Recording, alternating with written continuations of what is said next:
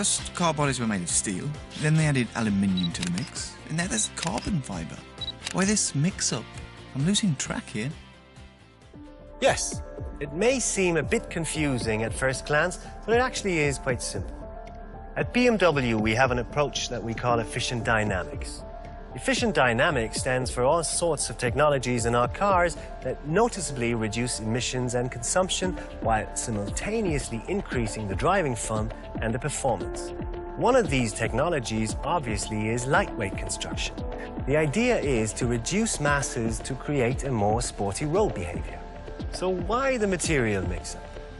We choose the given alloy depending on its function. A classic material in car manufacturing and also for car bodies is steel. Steel is very tough and it is very rigid, but it's also very heavy. Obviously, for a car like the new BMW i8, we want to avoid heavy. First, because the battery already puts some extra weight on the scale, and second, because it's a sports car. So we applied aluminium in large parts into what we call the new drive module. The drive module houses, among other things, the drivetrain and the chassis. The use of aluminium saves up to 30% of weight compared to steel.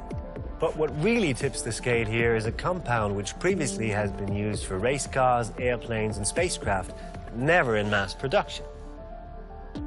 Carbon fibre. It is very light and yet it is very rigid. The so-called life module, which comprises the passenger's cabin, is almost entirely made of carbon fibre.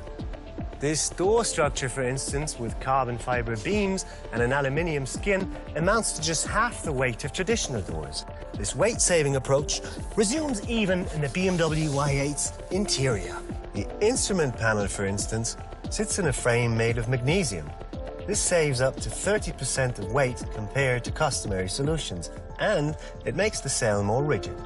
So, all in all, despite the weight disadvantage typical for a plug-in hybrid car, I'm just saying heavy battery, the BMW i8 puts only 1,490 kilograms on the scale, perfectly in line with conventional sports cars.